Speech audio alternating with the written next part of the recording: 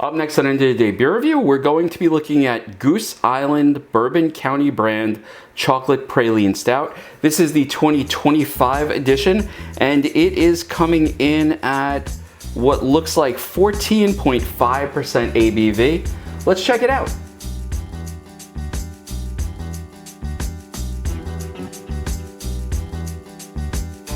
Hi everybody, it's Rich and welcome to today's beer review, and today we are looking at an expensive one, folks. This right here is one of the Bourbon County variants, and you know, I was looking at the label on this and I went back and I looked at one of my older Bourbon Counties, and you know, here's one of my hated 2022 Biscotti Stouts, which we're gonna do a review and see if it's gotten better or if my taste buds just will not accept it.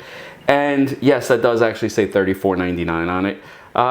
The label on the new one, on the 2025, says Goose Island variant brand, you know, so it's Goose Island Bourbon County variant brand chocolate praline stout. Yeah, they're really getting stuff there. So let me put this one away and let's come back to the review. So what does it say here? It says Bourbon County Brand Chocolate Praline Stout, Imperial Stout aged in bourbon barrels with cocoa nibs, hazelnuts, cashews, dates, almonds, and natural flavor. It says that it contains wheat, cashews, hazelnut, and almonds. So if you have an allergy to any of those or a gluten allergy, this is probably not the beer for you. And it's coming in at 14.5%, I believe, ABV. For some reason, the labels are ridiculously difficult to read. And, you know, there's no special code here. It doesn't say, what does this say? It says that this was August 6th of 2025. So, I mean, there's no way around it. Goose Island was a disappointment last year. I still have not gotten over it. And so I didn't trust them enough to go out and buy my normal mass of Goose Island.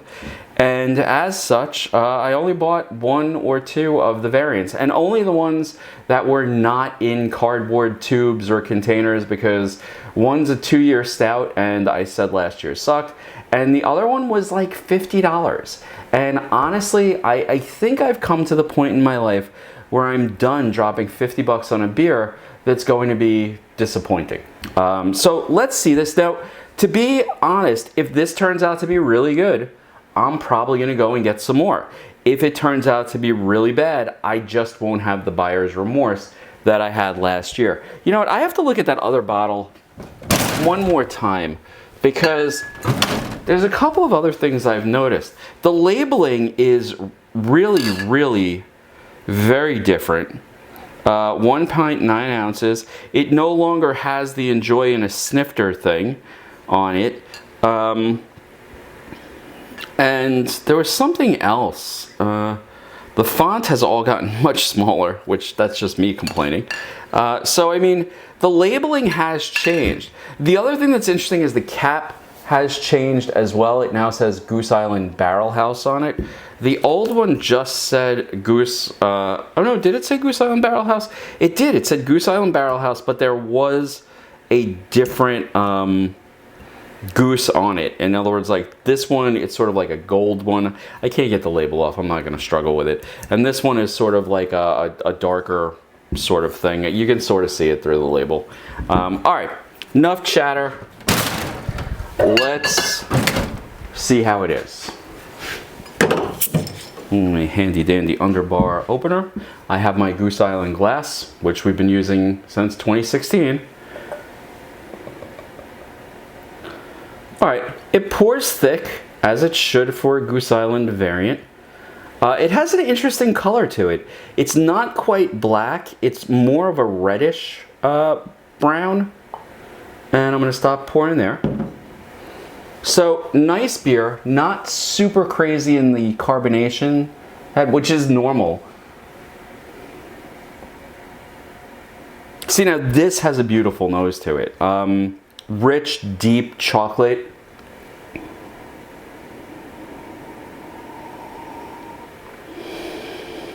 Yeah, there's a rich chocolate aroma to it. There's that roast of the bourbon barrel. There's also this really interesting sort of like sugar cone smell. I don't know if you've ever been to Ben & Jerry's, but like I have been to Ben & Jerry's in Cape May, and there's a smell when you walk into Ben & Jerry's, and it's the smell of them making ice cream cones. That is here as well, that smell.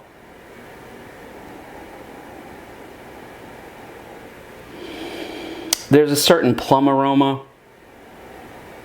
This is really, the nose on this is dynamite. I have some hope here, folks. I really do. Maybe Goose Island can redeem themselves, because I gotta be honest, if this year sucked, that sign was coming down and I was gonna find another barrel age to obsess over, I mean.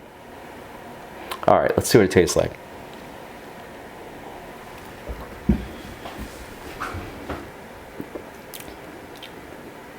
Oh my God, that is dynamite. So it's a rich, deep chocolate with this really interesting sweetness to it. And what I mean by the interesting sweetness is it's sort of that confectioner's chocolate sweetness. It's very mellow. It's very smooth. The mouthfeel on this is gorgeous. I mean, like thick, viscous. That one's for you, Jen, if you're still watching. Thick, sort of viscous beer. It's just beautiful. Quite frankly, this is what every Goose Island should be like. Not this particular flavor profile, but this quality. It's 14.8% or 14.5, whatever the hell it is, and I'm getting no alcohol burn. I'm getting a very, very vague, and I want to make this really, really clear, very vague nuttiness to it, but it's not peanut. You know, a couple weeks ago, I reviewed a beer called, you know, by Finback, and I thought, and it had peanut butter mixed into it, and I thought the peanuts really sort of like blew out the rest of it. There's just this gentle, almost like,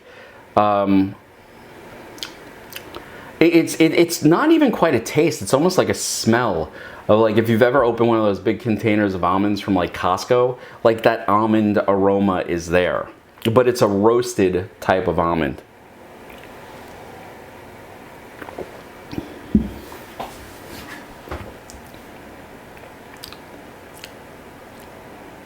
That's very good. No alcohol burn at all. I would have to rate this as a very, very dangerous beer. You could drink this easily in a sitting, which, by the way, is why I like this. This bottle size would last the whole night, and you could just have that, and it was awesome. These little 10 ounces, I think they're going to be a pain in the ass. Not a fan. But that being said, you know, like this is a beautiful beer. Oh, so now I'm getting a little warming in the stomach. And this is the funny thing about the warming in the stomach. It's so gentle, and it's like just starting to rise up. This is a beautifully, beautifully crafted beer, in my opinion. Would I buy it again? Yeah. Am I going to run out tomorrow and be like, oh crap, I should buy like 3 more of these? Probably. I probably will. Now, am I worried about it? I am not. Because, excuse me, I did not mean to do that on camera. Because let's be honest, okay? In this day and age, this economy, this whatever you want to call it, $25 beers are not flying off the shelf. I am certain I will see this out there and about, because I see all of last year's stuff out and about. So, you know, I'm sure I'll be able to get more of it.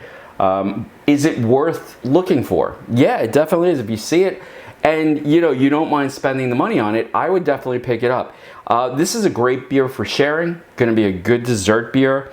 Gonna be one of those, like, let me end the evening with something special for everybody in little glasses. This would kick ass for that. It's a beautiful, well-crafted, classic Bourbon County offering. And it's definitely one I would recommend you check out and try if you get a chance.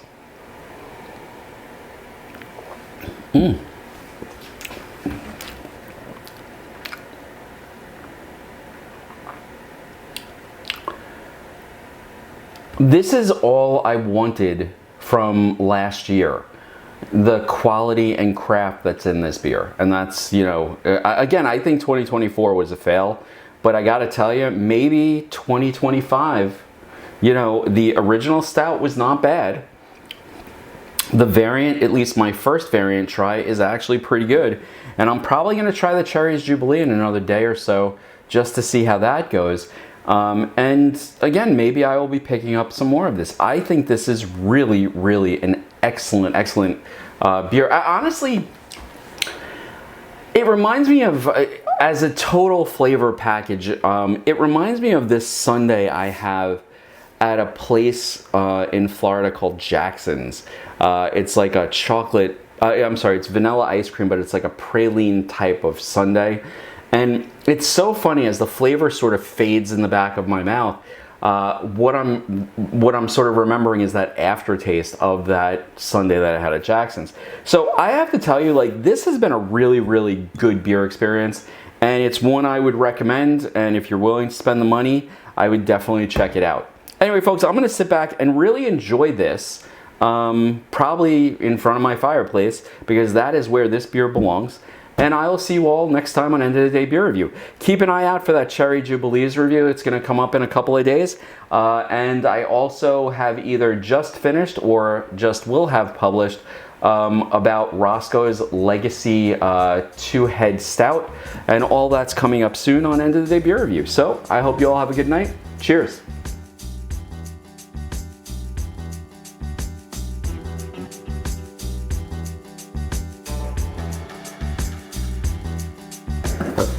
I'll tell you, I got more dislikes over the last Bourbon County video than I've ever gotten before.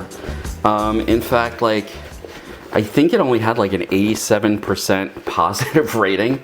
There are still some people who have some serious loyalty to Bourbon County, and you know, God forbid you say anything against them. I'll say it again, I think this year's base stout was good. Last year's, in my opinion, sucked. And therefore, like, this year, like their 2-year stout, I saw no reason to get it if it was based on the 2024 base. And you know, realistically, I'm going to try and do a blind soon where we compare the last, let's say, 5 years, but I've got to get other people over here. You can't drink like that and, you know, make it through a night. And we'll see, you know, like, maybe I am just how can I put it? Maybe I am just, you know, biased because I didn't like it then. Maybe it has aged into like the greatest thing in the world. I doubt it, and I will admit that I have a bit of prejudice there. But you know, like, I'll throw it into a blind and we'll see. And that'll be that. That's going to be an expensive video. That's going to be at least 5 bottles of Bourbon County. Well, we'll have to see how that goes. All right, I'm going to stop yapping now. Let's get this going. Maybe some of this stuff will be at the end. All right, 3, 2, 1.